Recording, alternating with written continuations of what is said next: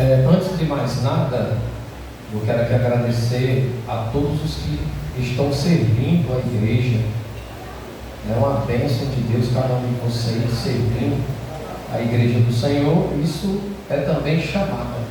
Servir os irmãos com copo, com água, isso também é honra, é uma chamada. Então quero agradecer desde já a todos que estão de uma forma direta e indireta trabalhando essas noites. Em julho será a nossa festa de 14 anos. Com certeza nós teremos também aqui 5 noites que ficará marcada na vida da nossa congregação, né? Eu quero aqui neste exato momento convocar o diácono Douglas do Templo Central para orar pelo evangelista Elivelto, que vai pregar nesta noite. Irmãos, quem vai ouvir a palavra do Senhor? Então você vai pegar o seu celular, exceto a mídia, por favor, irmãos.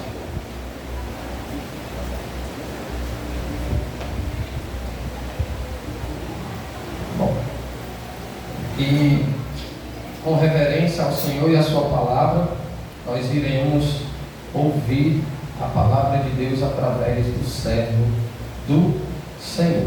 Amém? Já com Douglas, por favor. Deus, quero cumprimentar todos com a paz do Senhor, amém?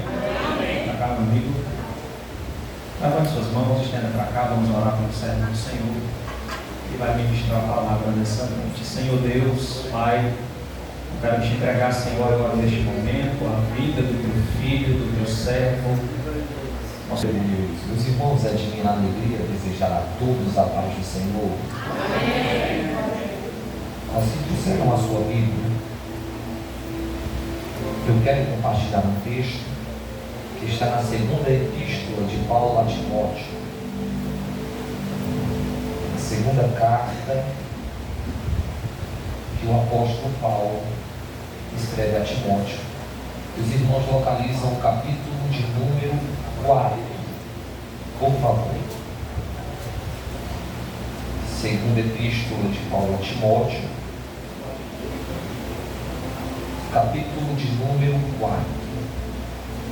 Enquanto os irmãos procuram o texto sagrado e o irmão aí do projetor vai me auxiliando, tá bom?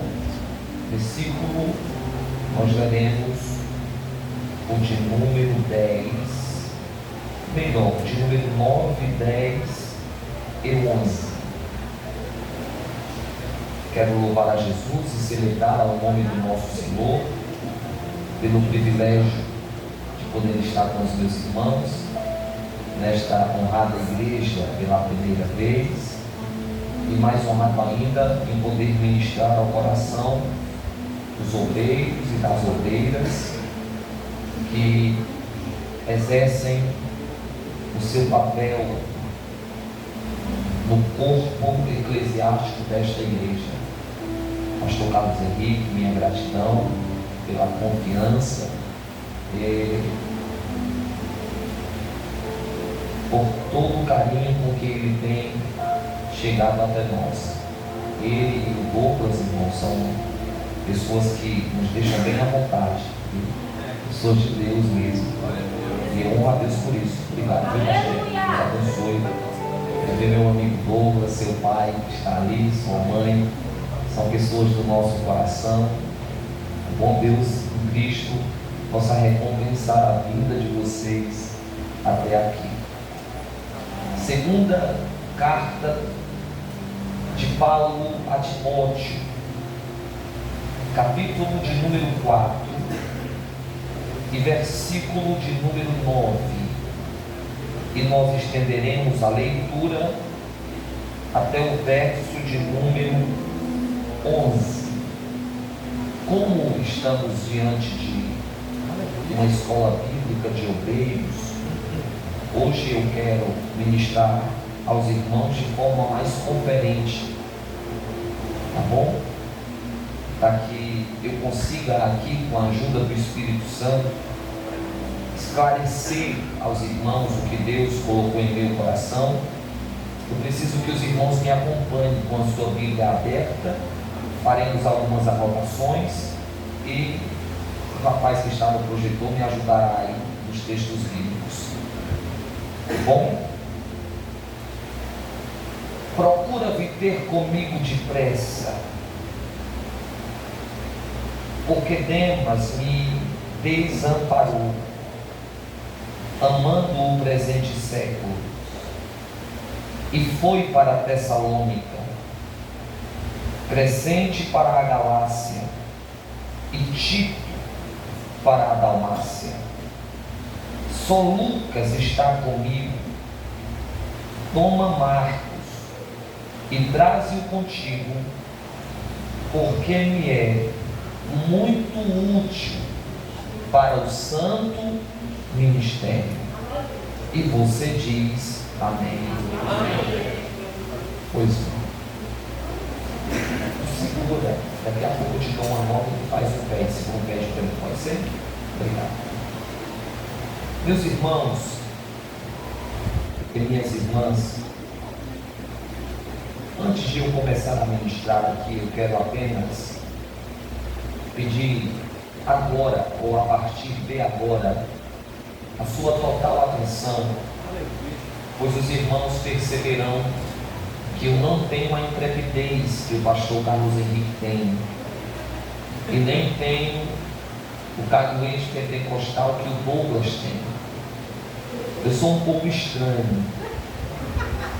Eu até tentei algumas vezes, pastor, sabe, dar aqueles rasgados pentecostal, só que eu me frustrei todas as vezes que tentei. Aí um dia eu fui orar a Deus e o Senhor disse para mim: meu filho, fique na maneira que eu me ensinei, pois eu dou uma porção para um diferente que dou para o outro. E como esta minha maneira de expor a palavra de Deus é um pouco estranha, eu preciso que você me dê agora a sua preciosíssima atenção. Eu estive orando a Deus e confesso aos irmãos que há alguns meses eu venho esboçando esta epístola que o apóstolo escreve a seu filho na fé, Timóteo. E esta epístola ela tem trabalhado em minha mente, em meu coração, de uma forma muito especial. Eu confesso aos irmãos que, estudioso e amante das epístolas paulinas, quem nos acompanha há um pouco de mais tempo sabe do apreço que tenho pelas cartas de Paulo. E eu confesso aos irmãos que ultimamente Deus ele tem falado fortemente ao meu coração na carta que Paulo escreve a Timóteo.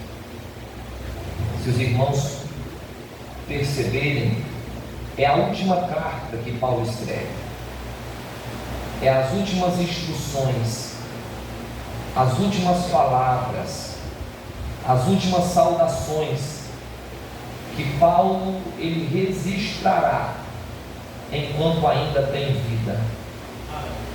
E esta carta ela tem um cunho pessoal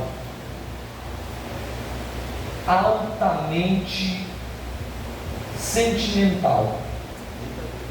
Os irmãos perceberão que até o capítulo de número 3 e versículo de número 17, Paulo está instruindo a Timóteo em absolutamente tudo no que diz respeito à obra de Deus. Paulo exorta, Paulo instrui, Paulo conduz Timóteo acerca da doutrina e também dos falsos irmãos, que aqui ele chama de obreiros fraudulentos.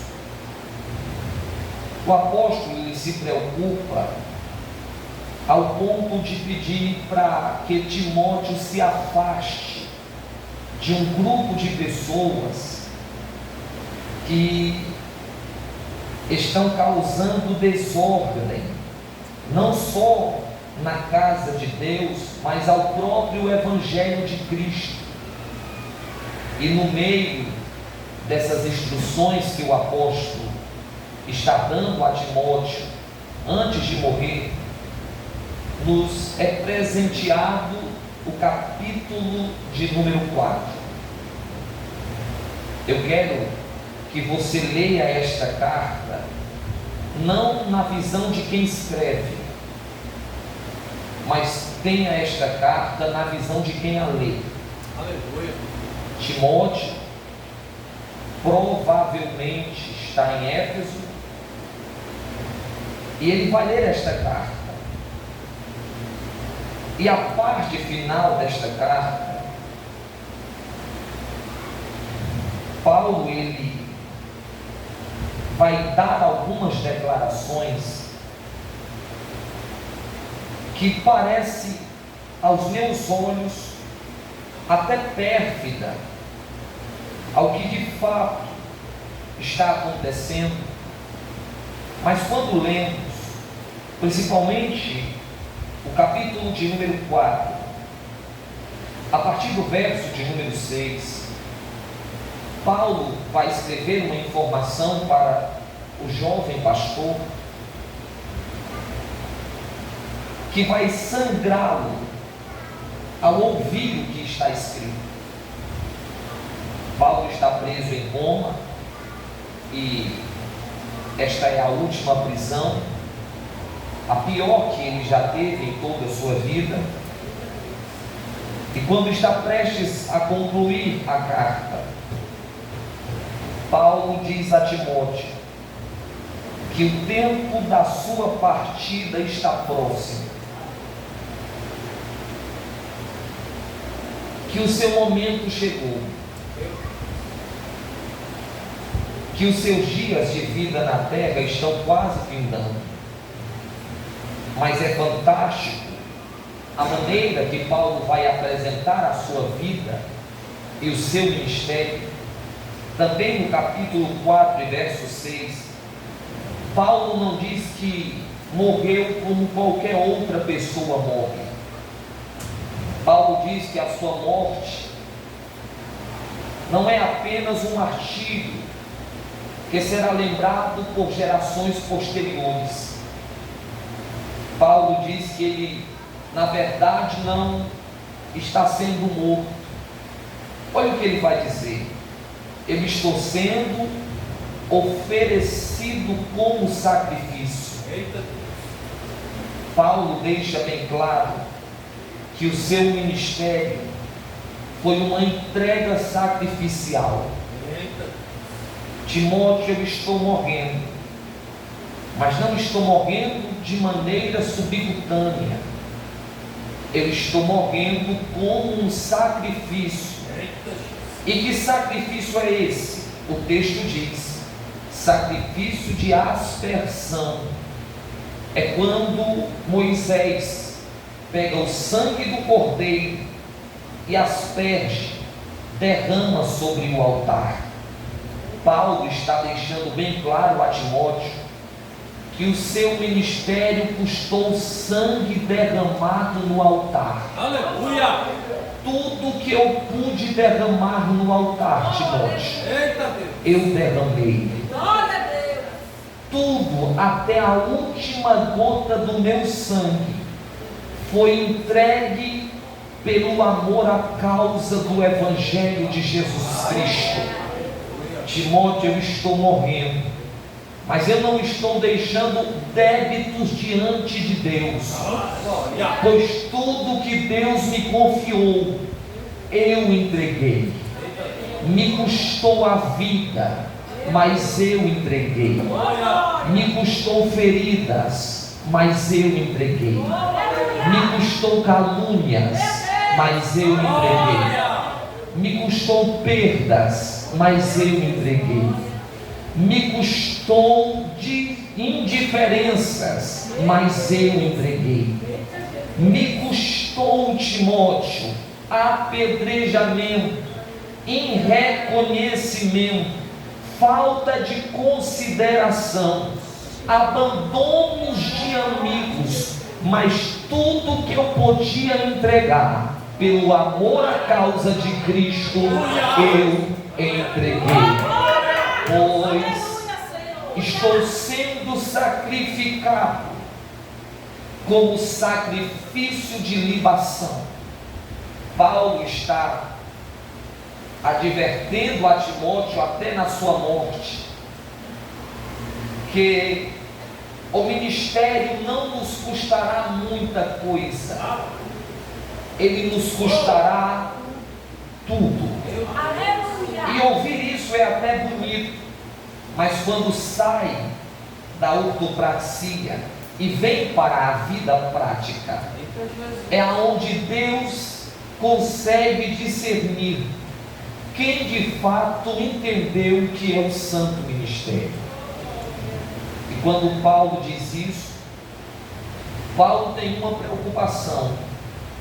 Ele diz que o combate já foi combatido, a carreira já foi encerrada, a fé já foi guardada, e a coroa, a justiça, está preparada, pois mesmo a espada arrancando a sua cabeça de seu pescoço, ela não teria o poder de tirar a coroa da sua cabeça. Aqui o corpo se separará da cabeça, mas lá a coroa não se separará da cabeça, pois a minha coroa já está preparada. É então que ele, no verso de número 9, vai fazer um pedido de cunho pessoal: procura vir ter comigo depressa.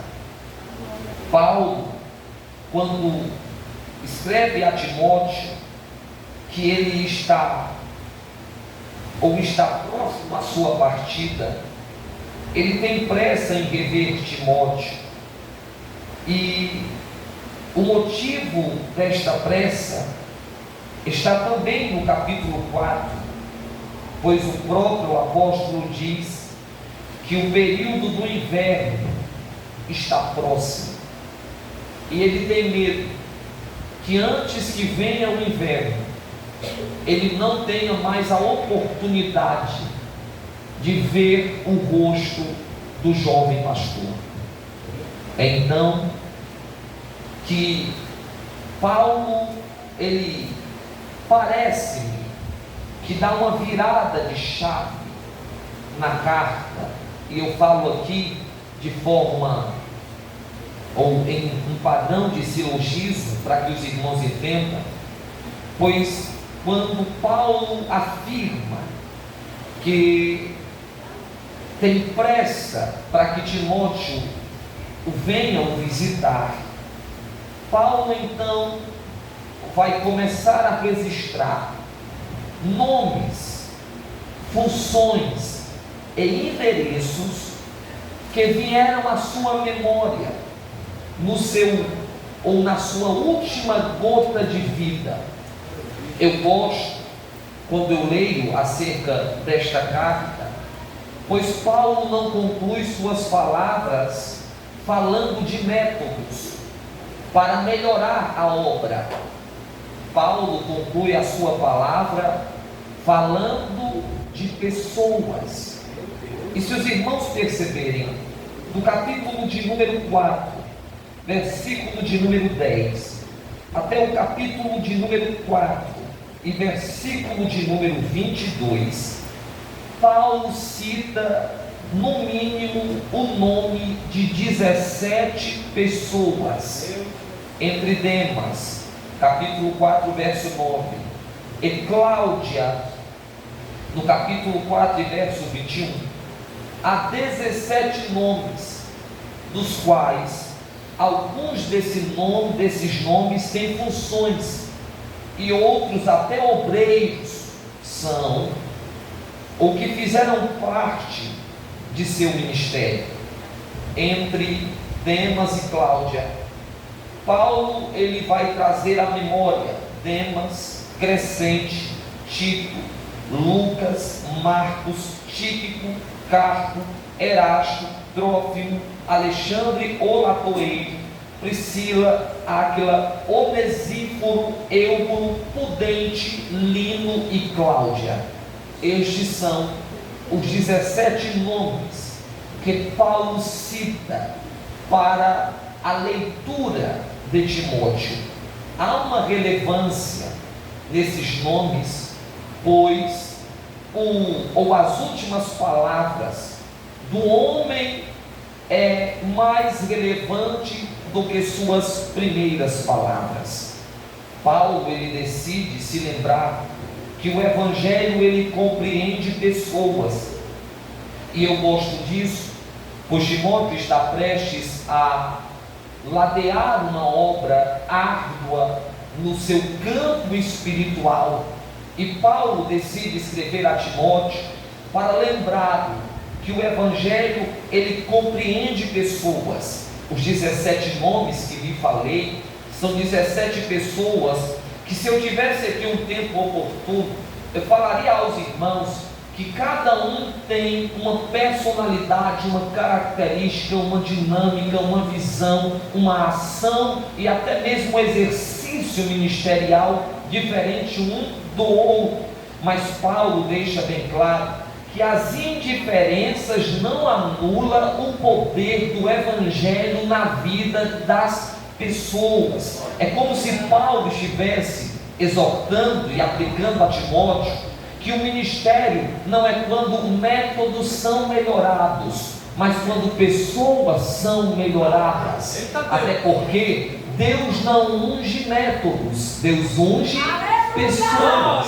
Então o Evangelho de Cristo ele alcança, ele compreende, ele abraça as pessoas. Então o Evangelho não se sustenta em métodos eficientes, mas em pessoas transformadas, porque Deus nunca ungiu a estratégia, mas sempre ungiu quem vai fazer parte dessa estratégia. Então precisamos compreender que no ministério ele é ou faz parte de compreender pessoas. Não adianta ter um bom método e uma pessoa não trabalhada e transformada pelo Espírito de Deus.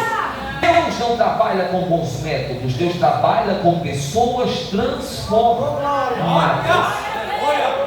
Mas me escute, e Paulo retratando essas 17 pessoas, nós chegamos no capítulo de número 4 e versículo de número 11.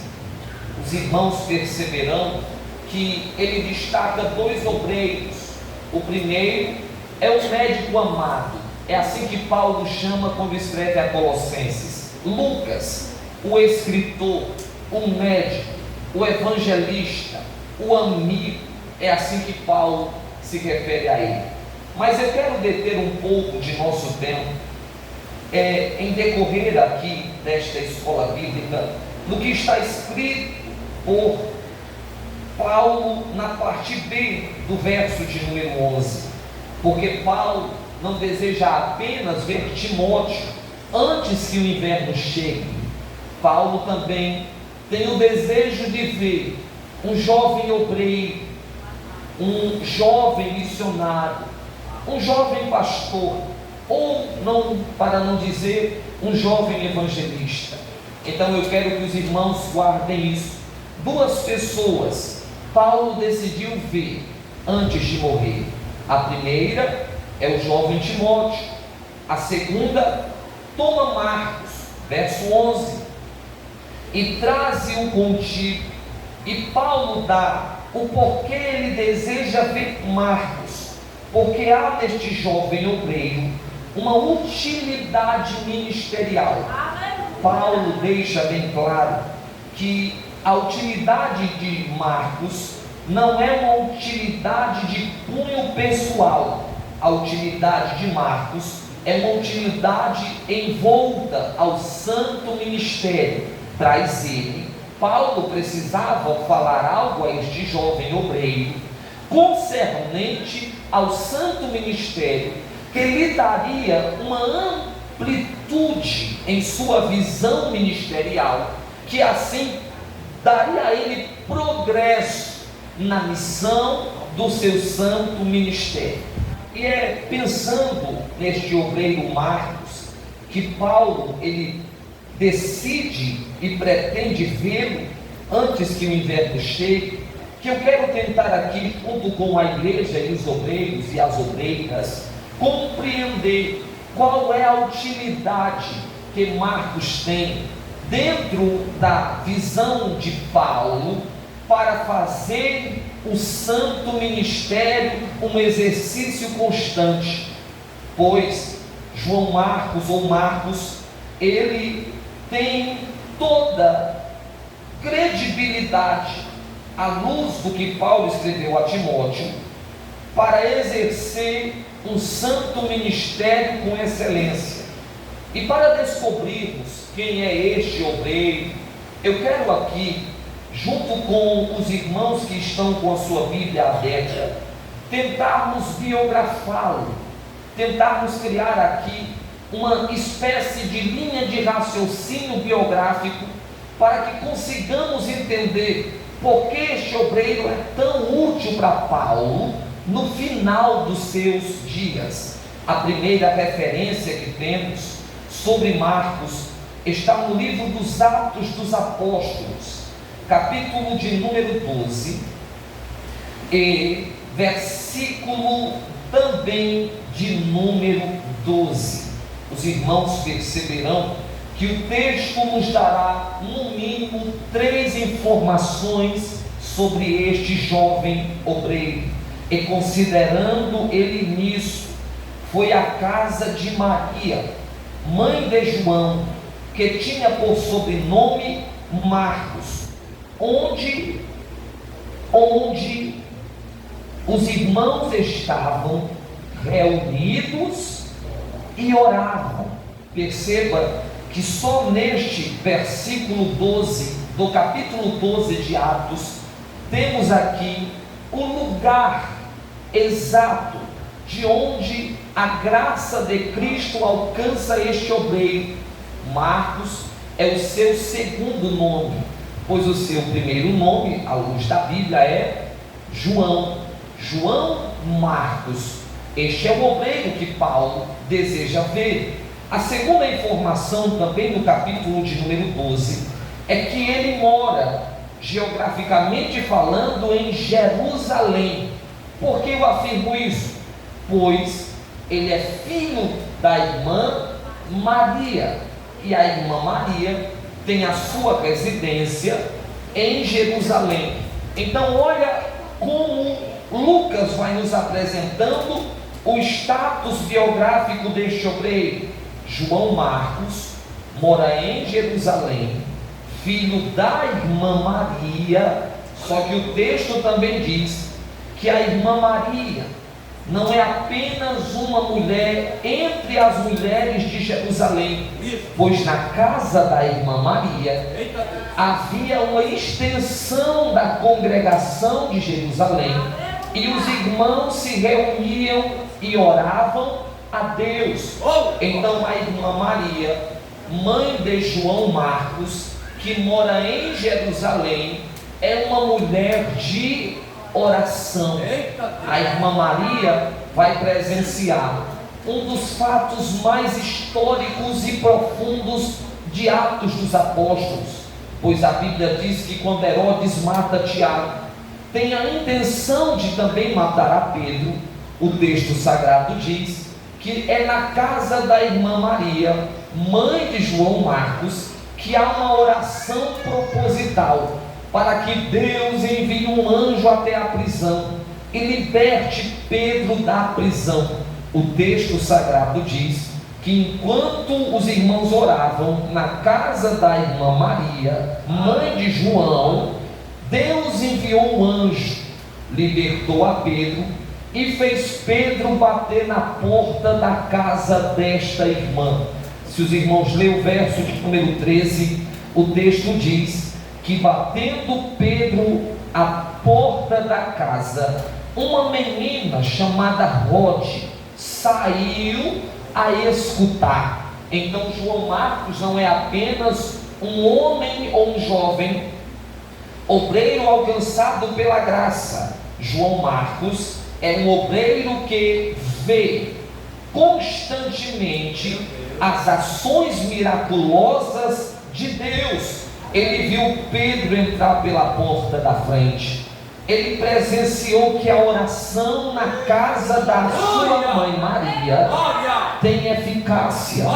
Perceba como está sendo, ou como Lucas está construindo esta biografia. João Marcos mora em Jerusalém, filho da irmã Maria, tem uma congregação na sua casa e está vendo e vivendo milagres constantes. A segunda informação que a Bíblia nos dá sobre João Marcos está no livro ou na epístola de Paulo aos Colossenses, no capítulo de número 4, versículo de número 10. Os irmãos perceberão que Aristarco, que está preso comigo, vos saúda, e Marcos, o sobrinho de Barnabé. Se você puder grifar, tem um marca-texto ou uma caneta, e marcar a palavra sobrinho de Barnabé, seria muito importante, acerca do que já recebestes o mandamento, se ele for ter convosco, recebei. Perceba que quando Paulo escreve aos Colossenses, Paulo nos ajuda nesse status biográfico de João Marcos, pois o texto diz que ele é sobrinho de Barnabé. Então olha o status biográfico. João Marcos mora em Jerusalém, filho da irmã Maria, tem uma congregação na sua casa, vê milagres constantes, primo de Barnabé. Mas há outra referência que pode aqui nos ajudar nesse nosso primeiro ponto, pois Paulo, escrevendo a Filemon, no capítulo de número 1 e versículo de número 24, os irmãos perceberão: Marcos, Aristarco, Demas e Lucas são meus cooperadores. Então Paulo chama Marcos de cooperador. Olha o status biográfico deste obreiro. João Marcos mora em Jerusalém, filho da irmã Maria, tem uma congregação na sua casa, vive milagres cotidianos, primo de Barnabé, é cooperador de Paulo. Pensa no currículo. Eu disse: pronto, Jeová, o currículo é impecável. Jeová disse: não, tem mais sobre ele. Segunda epístola de Pedro, os irmãos lerão na primeira epístola de Pedro, melhor, capítulo de número 5, versículo de número 13. Os irmãos perceberão que quando Pedro escreve de forma universal a sua carta, no capítulo de número 5 da sua primeira epístola, versículo de número 13, Paulo diz: a vossa coeleita em Babilônia vos saúda, e a meu filho Marcos. Pedro chama Marcos de filho. Então, embora ele seja cooperador de Paulo, ele é filho na fé de Pedro. Então Marcos, ele conseguiu abraçar a graça dos judeus e a graça dos gentios. Agora pensa comigo, olha o status biográfico deste obreiro.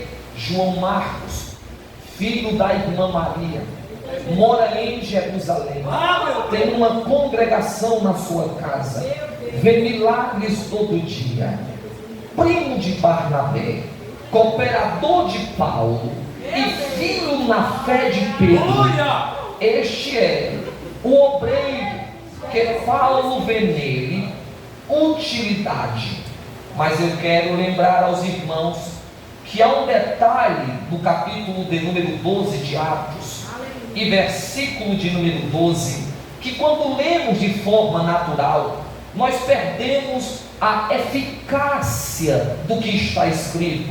O texto diz que ele é filho da irmã Maria, pois a irmã Maria é mãe de João. Então eu quero que os irmãos entendam que João Marcos não está apenas na casa de Deus, ele está também na casa da sua mãe.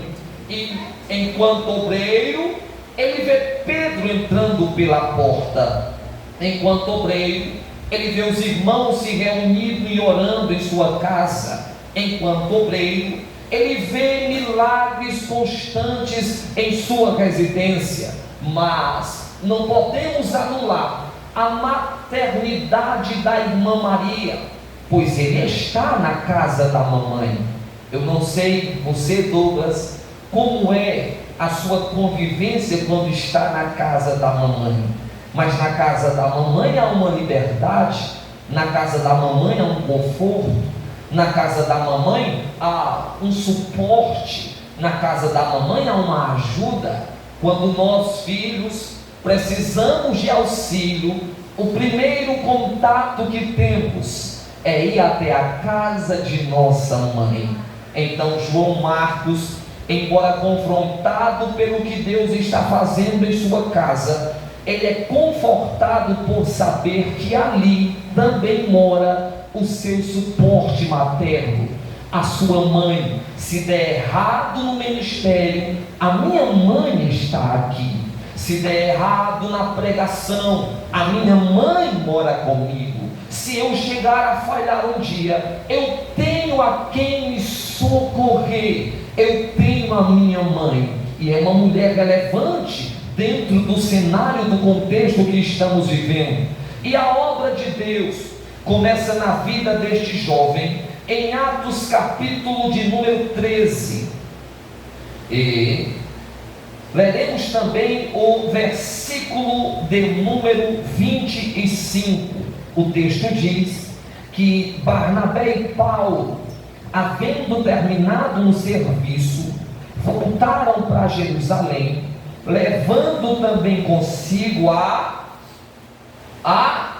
João Marcos, ou João, que tinha por sobrenome Marcos. Atos 12, 25. Atos 12, 25.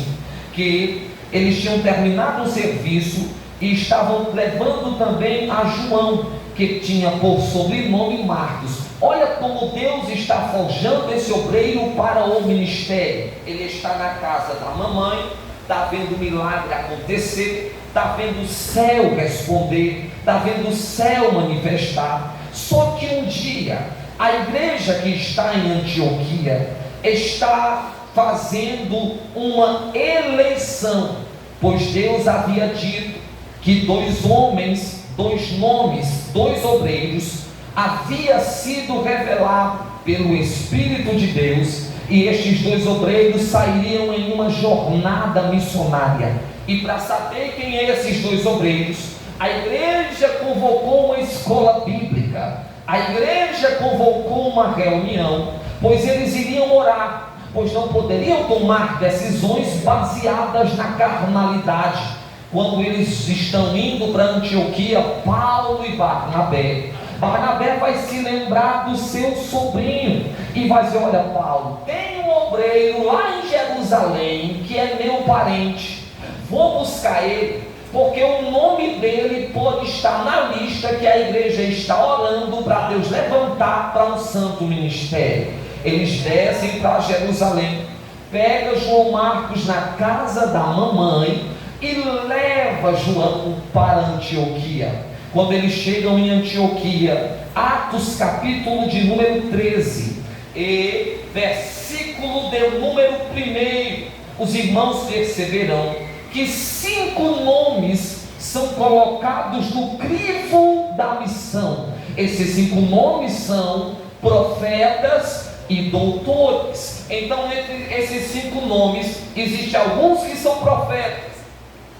e outros que são doutores, na igreja que estava em Antioquia, havia alguns profetas e doutores, a saber, Barnabé, Simeão, Lúcio, Manaém e Saulo. Este é os 5 nomes que a igreja tem que orar, porque a igreja já qualificou 5, mas quem vai separar os 5 para o santo ministério é o Espírito Santo. E os irmãos perceberão, eu não sei se você consegue enxergar a necessidade que a igreja tem de ouvir a voz de Deus para escolher um santo ministério, pois eles não podem escolher quem vai para a missão, quem vai ser consagrado, quem vai ser levantado, quem vai ser o próximo ministro da casa de Deus, sem ouvir a voz do Espírito Santo. Não, a igreja não usa métodos humanos para levantar homens de Deus. A igreja usa métodos divinos, a oração, a comunhão e a graça de Deus. Eles estão lá. A igreja tem 5 nomes. Eu quero, pastor, que o Senhor imagine 5 obreiros bem qualificados. Dentre os 5, há 3 profetas e 2 mestres. Porque a igreja tem que ter um profeta e tem que ter um mestre. Porque a palavra profética tem que ser suportada pela palavra revelada. Deus revela ao profeta e confirma a pregação do doutor. É por isso que os irmãos lerão no capítulo de número 13, versículo de número 2, que eles não estavam, pastor, aleatoriamente, eles não estavam vendo currículo para quem tinha mais bagagem, eles não estavam preocupados quem era mais velho ou quem era mais novo. O texto diz que eles estavam perante o Senhor, orando e jejuando, e ninguém pode se levantar da reunião antes que o Espírito fale alguma coisa. O texto diz que eles estão orando, estão jejuando, e de repente o Espírito de Deus toma conta da reunião, e o Espírito pega a boca de alguém e diz: olha, Deus manda eu dizer que dos 5 nomes que estão na lista, Deus separa 2. O primeiro deles é Barnabé, profeta de Deus. O segundo deles é Saulo. Separa para mim, diz o Senhor, a Barnabé e a Saulo para a obra e para o que eu os tenho chamado. Mas se os irmãos verem o versículo 1, dentro da lista da igreja, provavelmente Saulo não seria escolhido. Por quê? Porque o texto começa com Barnabé, Simeão, Lúcio, Manaém, e o último da lista é Saulo. E perceba que a necessidade e a importância que temos de ouvir a voz do Espírito Santo. Deus disse: olha, pode separar o primeiro da lista, Barnabé. Alguém pode dizer: olha, o primeiro e o segundo da lista. Mas não, eles pegam o primeiro da lista e faz ele andar com o último da lista. Eita, será que você consegue receber esta palavra? Eu estou lhe dizendo que quando a igreja ouve o Espírito Santo, ela não trabalha de forma natural. Eu posso dizer isso com clareza, porque se fosse pelo currículo, eu não estaria aqui hoje. Mas Deus, olhando naquela congregação lá na cidade de Quixadá, disse: olha, tu não é o primeiro da lista, tu não é o segundo da lista, e para muitos tu é o último da lista, mas a igreja ouviu a minha voz, e eu tenho um chamado para colocar na sua vida, diz o Senhor. Dá uma olhadinha de canto assim para o irmão que está ao seu lado. Você não sabe, mas tinha pessoas melhores que ele. Tinha pessoas com mais inteligência. Tinha pessoas com mais capacidade. Tinha pessoas com um currículo melhor. Tinha pessoas que cantavam melhor. Tinha pessoas que pregavam melhor. Tinha pessoas que pastoreavam melhor. Mas eu estou lhe dizendo que quando nós ouvimos o Espírito de Deus, Deus faz advogado sentar para ouvir analfabeto pregar. Porque é assim que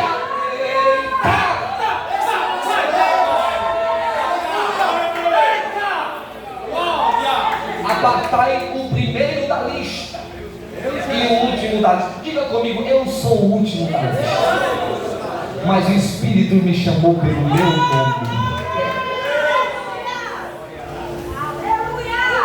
Aparta para mim a Barnabé e a Paulo para uma obra que eu tenho dado a eles. Perceba da igreja é este: é ungir, consagrar, separar, enviar, guardar, suportar, manter, cuidar da vida de quem ela chama. Eu posso dizer isso com toda clareza. Eu quero que você me escute, por favor, porque a igreja é tão importante na vida dos missionários, na vida dos pregadores, porque Paulo e Barnabé começam a missão na igreja e terminam a missão na igreja. Ele sai de Antioquia, vai para Chipre, de Chipre para Pafos, de Pafos para Salamina, de Salaminas para Perge da Panfilha, de Perge para cidades licaônicas, termina, vai para Icônio, de Icônio, quando estão quase terminando, vamos voltar para a congregação, porque nós temos pastor, nós temos líderes e nós temos que entregar a carta que nos foi confiado. Eu estou lhe dizendo que ele começa a primeira viagem na igreja dele e termina a primeira viagem na igreja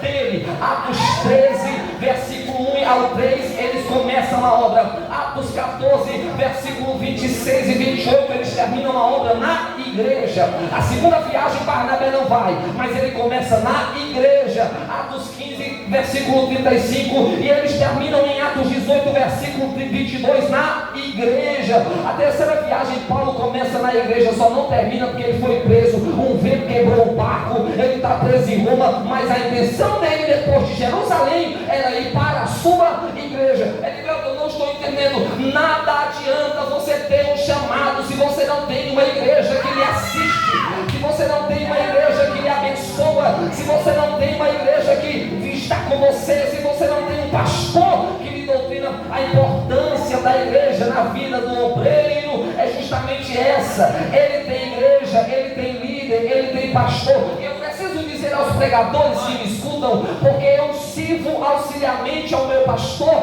todos os dias, todas as semanas e todos os eventos. Deus não fará o seu ministério maior do que a sua congregação. A sua agenda não é maior que a sua igreja. Seu ministério não é sustentado pela extensão da sua agenda, mas pela profundidade da sua comunhão. Deus não quer que o mundo lhe conheça e a igreja que você serve lhe desconheça. Precisamos entender que o nosso ministério compreende o serviço que temos na igreja. Faz 7 anos que eu prego todos os anos no congresso de jovens da nossa igreja. Todos os anos. E quando não tem um congresso de jovens, eu disse: Senhor, eu estou na minha igreja. Quarta-feira não tenho agenda aberta porque é doutrina na minha igreja. Meu pastor me solicita, quantas vezes, pastor, com uma agenda boa para pregar. Ele me ligou e disse: olha, hoje eu quero que você cancele a sua agenda só para ouvir o obreiro fulano pregar.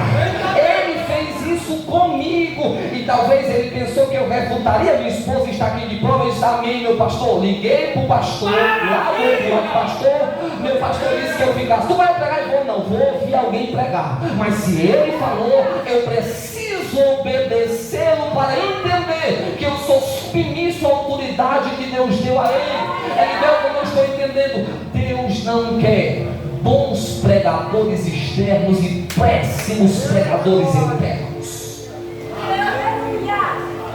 Diga comigo, vai começar na sua igreja. Não, desse jeito vai começar em um canto. Diga, vai começar na sua igreja e vai terminar na sua igreja. Diga, Deus não me chamou para ser aventureiro. Deus me chamou para ser pregador do evangelho. Até aí tudo bem. Meu Deus. Até aí tudo bem. Aleluia. Eles recebem a missão. O Espírito Santo separa eles. Eles recebem a imposição de mãos, uma oferta da igreja para poder viajar. Só que o texto diz no capítulo 13, verso 5, algo interessante. Chegando eles a Salamina, anunciavam a palavra de Deus na sinagoga dos judeus, e tinham também com ele a João, como ministro, como cooperador. É um perigo quando nós queremos incluir alguém quer. O nível de parentesco de Barnabé e João era tão afinco, tão profundo, que ele decidiu por conta própria levar João. A igreja deu os nomes, o Espírito revelou os nomes, não pode mexer no que Deus falou. Barnabé diz: vamos levar João. Agora pensa comigo, é uma missão que quem está conduzindo é o Espírito Santo. Eles não têm um mapa, eles não são movidos por mapa, eles não são movidos por bússola, eles são movidos pelo Espírito Santo. Então quem vai dizer a cidade, onde entrar, onde sair, o que fazer, como pregar, é o próprio Espírito de Deus. Então perceba que ele decidiu levar João, mas a mão da igreja não foi para a cabeça de João, foi para a cabeça de Barnabé e Paulo. E o primeiro desafio missionário deles, a primeira cidade que eles pregarão, está em Atos capítulo 13, versículo 4. Meu Deus, já vai dar 9 horas.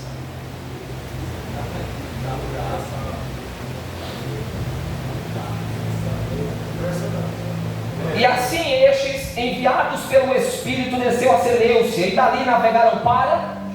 eu quero que você circule o nome Chipre. Porque Chipre, ela significa aonde o cobre é amassado. Então a primeira cidade que eles vão ministrar o Evangelho é em Chipre. E não é agora que o cobre vai ser amassado. O motivo pelos quais Deus está enviando eles a pregar em Chipre, a resposta está em Atos capítulo 4, versículo de número 36. Porque Chipre é a primeira pregação, porque Chipre é o primeiro lugar, porque Chipre é a primeira missão, porque Chipre é a primeira cidade. Está aí. E José, a quem havia sido apelidado de Barnabé, que sendo traduzido é filho da consolação, ele é levita e natural de Chipre. Olha para onde Deus está conduzindo os missionários. A primeira cidade que Barnabé e Paulo vai ter que anunciar o Evangelho é na cidade natural de Barnabé. Barnabé, antes de ganhar o mundo, ele vai precisar ir à cidade onde ele cresceu, aonde ele nasceu, aonde ele mora, aonde a sua família mora. É muito simples o que o Espírito está ensinando a esses obreiros. Eu não posso dar o mundo a vocês se vocês não têm a capacidade primeiro de ganhar quem está perto, quem está dentro de um espaço geográfico próximo. Antes de eu dar o mundo, vocês pregarão onde são conhecidos, na escola em que vocês são conhecidos, no trabalho em que vocês são conhecidos, na empresa em que você é conhecido, na igreja em que você é conhecido. Mas eu quero afirmar também debaixo de uma autoridade de Deus, porque eu sei quando eu estou falando, e eu sei quando é o Espírito que está falando em minha boca. Eu estou lhe dizendo nesta noite que o maior desafio que Deus lhe dará não é ganhar o mundo lá fora, é ganhar os próximos a você. É quem tem o teu sangue, é quem mora na tua casa, é quem faz parte da tua família. De nada adiantaria, Barnabé, eu te dar o Pafos por herança, eu te dar Perge por herança, eu fazer as coisas acontecerem lá na cidade de Caônica, se a tua casa não me conhecer, se os teus parentes não me conhecer, se eu não for conhecido daqueles que te conhecem. Será que você consegue absorver o que eu estou lhe dizendo aqui? Paulo vai dizer a Timóteo que o homem que não cuida, que não instrui, que não prega na sua casa, também não pregue na casa de Deus. A igreja é a extensão do que acontece em minha casa, e não a minha casa é a extensão do que acontece na minha igreja. Eu preciso dizer mais, porque o capítulo 5, verso 8, Paulo diz que o homem que não prega aos seus, principalmente principalmente aos seus parentes, negou a fé e é pior que o infiel. Eu sei que pregar para minha esposa é fácil. De vez em quando eu prego para ela, eu boto ela sentada, minha menina doida diz: olha, vou pregar porque Deus me deu uma mensagem nova. É bom pregar para minha esposa porque há sentimento, há amor, há caminhada, há propósito. Mas Paulo diz e inclui no meio dessa bagagem os parentes. Sempre tem um parente que a gente não gosta, sempre tem um parente que a gente não quer ver nem a cara. Pois é para aquele parente que não tem que aprender a pregar, é para aquele parente que não tem que aprender a anunciar o Evangelho. Se o teu parente não pode ver Cristo em você, ninguém mais pode ver. Eu sei que você não quer dar glória a Deus, você não quer pregar para o seu parente.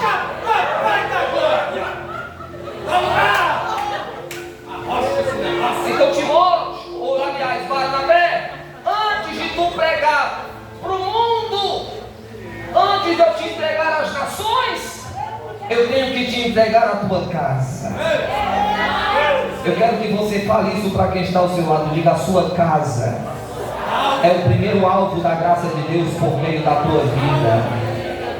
Diga isso para ele. Diga: é a tua casa que Deus vai salvar primeiro. Eu acho que você perdeu a chance da glória a Deus. É até os teus parentes que Deus vai salvar primeiro. Eu sinto a presença de Deus nessa noite. É eles que Deus vai salvar primeiro. Então vai lá, vai o profeta Barnabé, vai o mestre Paulo e vai o carregador de mala João Marcos, o ministro, o cooperador. E perceba que o nível espiritual da missão vai aumentando de acordo com que o Espírito vai conduzindo.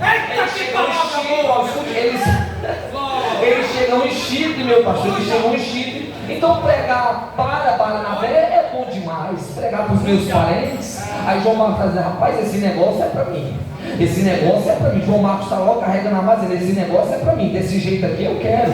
Pregar para os perto eu quero. Pregar para quem me conhece eu quero. Só que quem vai conduzir é o Espírito Santo. Eles saíram de Chipre e foram para, verso de número 6, e foram para uma ilha chamada Pafos. Eu gosto disso porque quando eles chegam em Pafos, está lá o profeta Barnabé e o mestre nas escrituras Paulo, e atrás o carregador de mala, dizendo: rapaz, esse negócio é para mim. Ele está vendo como é que Deus está fazendo. Aí lá em Pafos Deus vai fazer um negócio diferente, porque lá existia um falso profeta, que a Bíblia diz que usava vestígios do Velho Testamento e engodava com coisas ou artes de magia negra para tentar tirar a visão da clareza do Evangelho do proconsul da cidade. Este falso evangelho, esse falso profeta, a Bíblia diz que Paulo resiste a ele e vai até ele e diz: olha, Elimas, tu tens resistido à voz do Espírito de Deus. E tem um negócio: eu já vi Deus curar a enfermidade da cegueira, o cego voltar a ver, mas aqui é a primeira vez que quem está vendo vai ficar cego. A Bíblia diz que ele ora por aquele homem, intercede a Deus, diz: tu vai ficar cego alguns dias, para tu saber que contra o Evangelho não tem principado, que contra o Evangelho não tem potestade, que contra o poder do Evangelho não tem cartomancia, não tem necromancia, contra o poder do Evangelho não tem nenhum tipo de obra de magia negra. Aonde o Evangelho chega, ele espalha o poder da graça de Deus. Escute, a Bíblia diz que quando ele ora pelo obreiro, pelo falso profeta, ele fica cego na hora. João Marcos está com a mala: eita, é isso aí que eu quero para a minha vida.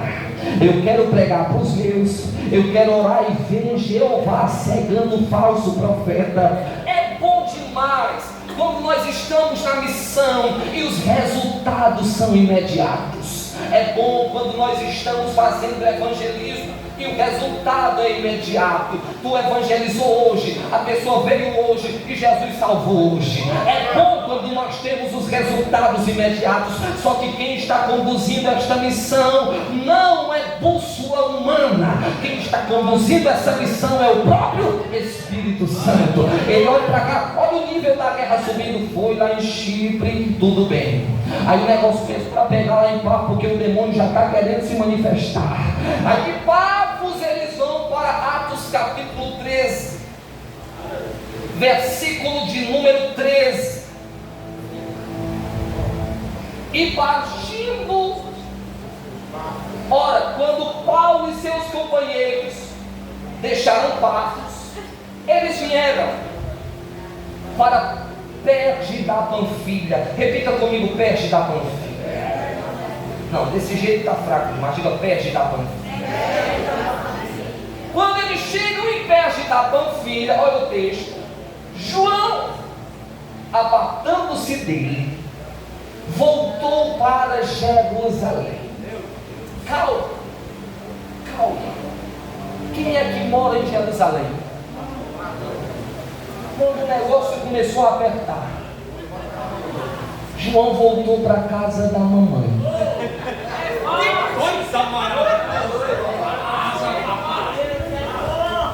Eu quero que de forma profética, não literal, de forma profética, você fale ao irmão que está ao seu lado e diga: não volte para a casa da mamãe. Elivelto, por que João Marcos quis voltar para a casa da mamãe? Há vários motivos aqui, eu vou destacar alguns. O primeiro, quando Paulo escreve aos Gálatas, ele diz que em Perge ele ficou enfermo. Então quando em Perge a enfermidade chega. Perceba que até Atos 13:13 a liderança é governada por Barnabé. De Atos 13:1 até Atos 13:13 o texto é assim, ó: Barnabé e Saulo, Barnabé e Saulo, separa para mim Barnabé e Saulo, enviei Barnabé e Saulo. A partir de Perge da Panfilha não é mais Barnabé e Saulo. Todos os versículos dizem e Saulo e Barnabé. Então a liderança mudou. Quem estava na frente não é mais o primo dele. Já que meu primo não está na frente, eu não vou mais participar dessa jornada. Já que meu parente não conduz, eu não vou fazer parte. Eu não vou nem falar sobre isso, porque o evangelho não é extensivo a isso. O segundo motivo, ou o terceiro, é porque lá houve uma grande resistência ao evangelho de Deus. Demônios se manifestaram. Percebeu que quando as coisas começaram a ficar mais difíceis, ele retrocedeu para a casa da mamãe. E eu quero que os irmãos entendam que Perge não é apenas um lugar geográfico. Perge é um posicionamento espiritual. Sempre que Deus quiser aprovar um ministério, Ele vai convidar você a andar pelas fronteiras de Perge. Sempre que Deus quiser confirmar uma obra na tua vida, você vai ter que ir até em Perge. Em Perge você fica enfermo. Em Perge a conta não bate com um mês. Em Perge você fica doente. Em Perge o demônio se levanta. Em Perge os resultados não são imediatos. Em Perge tu é caluniado. Em Perge a dificuldade até nos caminhos que tu andam. Mas sabe o que Deus está dizendo a Paulo? Paulo, eu permito um Perge para te... Calma, escute isso. Paulo, eu permito um Perge para te aprovar e para te mostrar que ministério não é emoção, que ministério é convicção. Quem está por emoção quando chega em Perge volta para casa da mamãe. Quem está por emoção quando chega em Perge diz logo: pastor, que é a carta para mudar de igreja. Quem chega em Perge diz: eu não aguento mais, eu vou voltar para a casa da minha mãe, porque lá tem oração, porque lá tem milagre. Então quando ele parou de ver os resultados imediatos, ele parou de entender que a graça de Deus também abrange essas coisas. Escute o que eu vou lhe dizer. Em Perge Deus revela quem está por emoção e quem está por convicção. Em Perge as coisas vão ficar mais difíceis. Em Perge a enfermidade vai chegar. Em Perge o abandono acontece. Em Perge o cenário pesa. Em Perge o demônio se levanta. Em Perge as coisas dão errado. Mas é lá que a glória de Deus vai se manifestar e Deus vai salvar toda a cidade.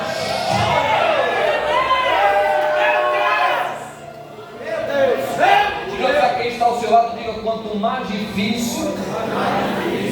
Diga com força, diga: quanto mais difícil, quanto mais problema, diga: quanto mais demônios se levantar, é mais próximo que tu está do que Deus quer fazer.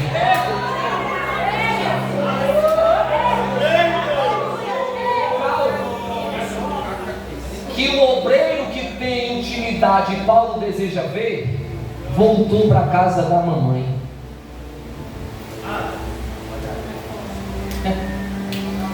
Paulo conclui a obra.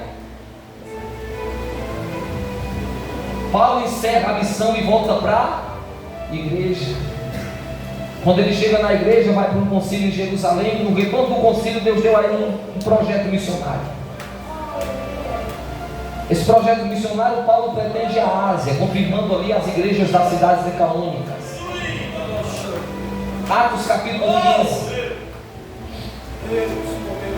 Atos capítulo 15, versículo 36.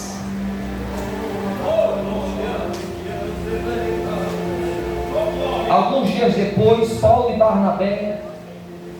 disse a Barnabé: tornemos a visitar nossos irmãos por todas as cidades em que já anunciamos a palavra do Senhor, para ver como estão.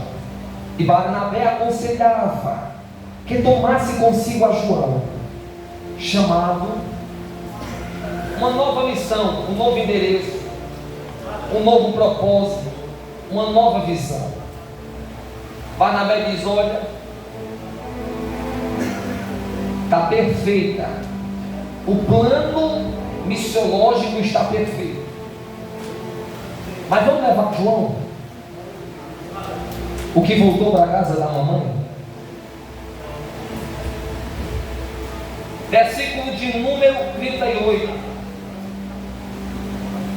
Mas Paulo parecia razoável que não tomasse consigo aquele que desde a Panfilha tinha abandonado eles e não os acompanhou até o final daquela obra. Eu gosto disso.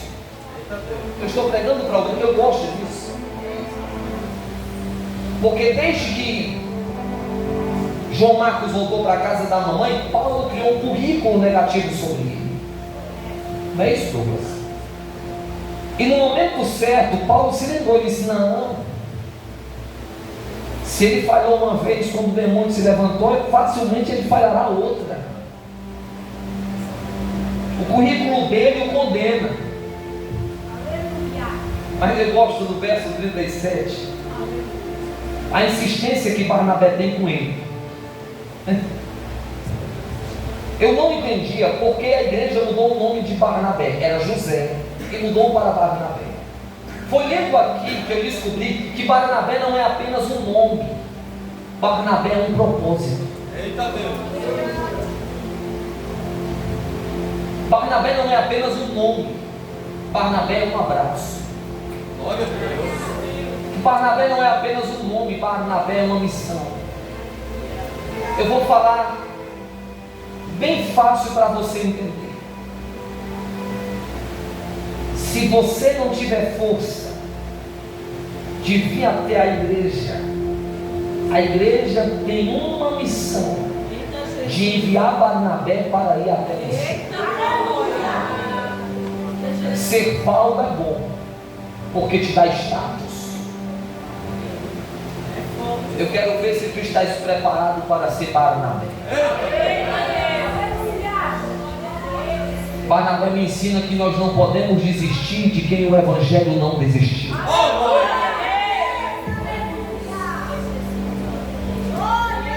Eu concluo agora. Paulo diz que não, verso 39. Houve uma contenda entre eles, que se apartaram do outro. Barnabé foi lá em João Marcos, pegou o navio. Agora imagina João Marcos lá na casa da mamãe.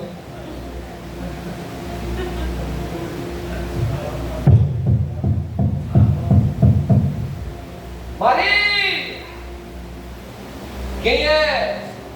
Barnabé. Cadê João? Vá buscar ele. Por quê? Tem uma missão para ele. Mas ele falhou. Tem uma missão para ele. Mas ele fracassou. Tem uma missão. Mas ele tosquenejou. Tem uma missão. Mas tem um currículo negativo. Tem uma missão. E qual é a missão de Barnabé? Pegar João. E eu gosto do texto, porque Barnabé não vai levar João Marcos para Pede. Barnabé vai levar João Marcos para Chipre. E o que é Chipre? aonde pobre. Eita Deus. Mas calma. Porque Chipre não é apenas aonde é a cidade do pobre. Chipre é o lugar aonde tudo começou. Aleluia!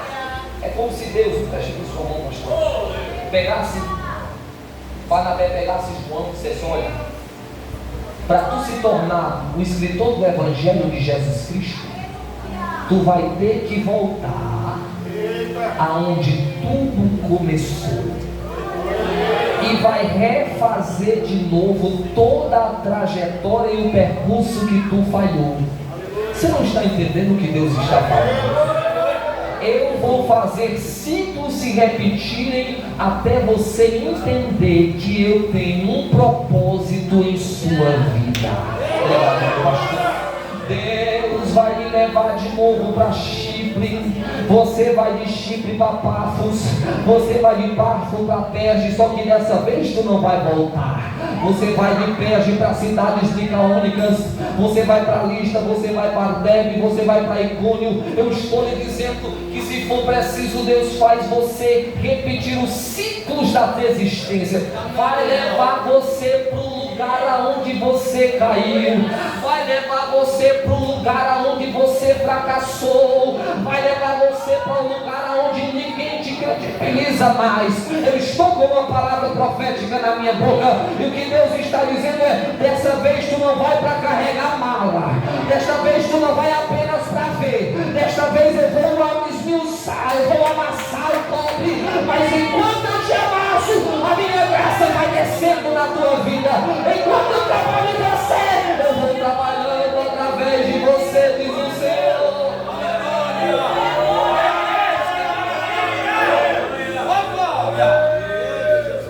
E eu queria concluir a minha fala. Escute.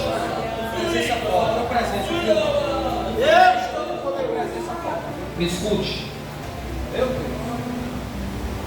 Marcos não se tornou útil porque nunca não falhou, mas porque entendeu que o Evangelho temos sempre a chance de recomeçar.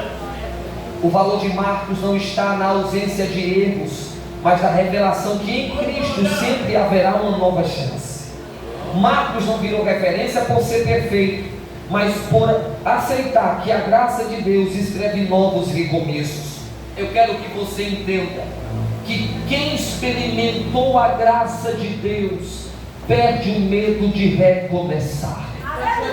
E eu queria que você profetizasse isso para a pessoa que está ao seu lado. Diga para ele ou diga para ela: recomece quantas vezes for preciso.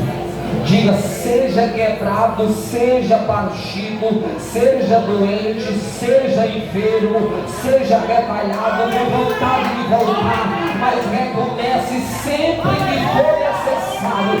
O único que não pode recomeçar mais é Satanás e seus adeptos, mas o texto diz que se o homem 7 vezes cair, 7 vezes Deus o levantará.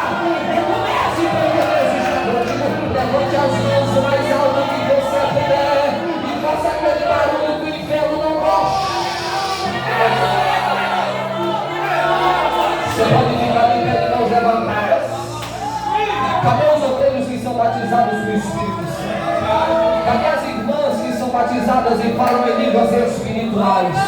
Eis que surge um povo forte, revestido de poder, que não teme nem a morte, quem a ele pertence. Eu queria a igreja que levanta as mãos e adora a Deus agora.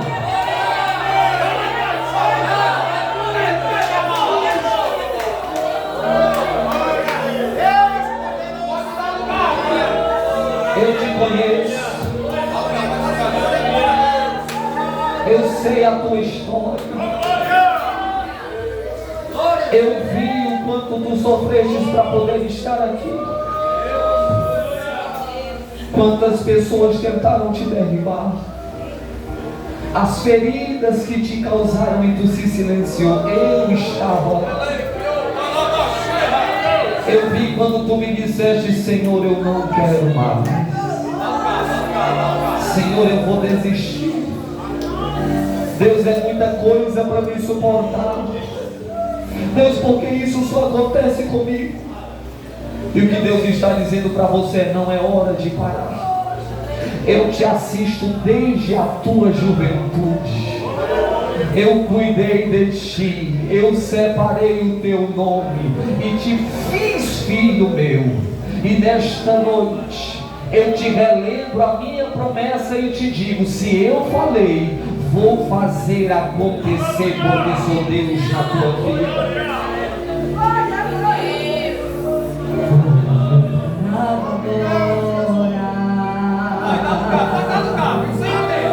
O cansaço me atingiu,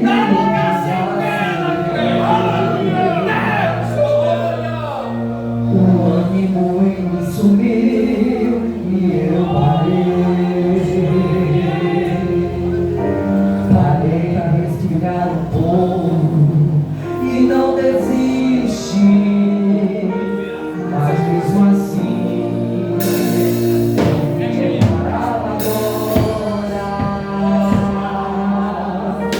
meu coração entrou em alerta de coisas. Eu sinto medo que me aperta e me deixa assustar. Você já orou assim? Por mim eu já teria tempo parado.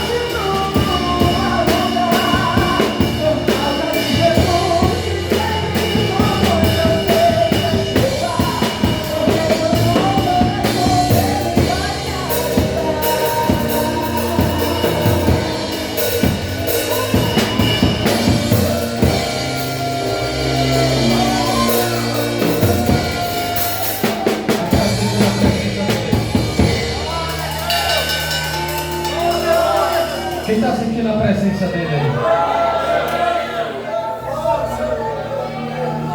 Cai, terra abaixo.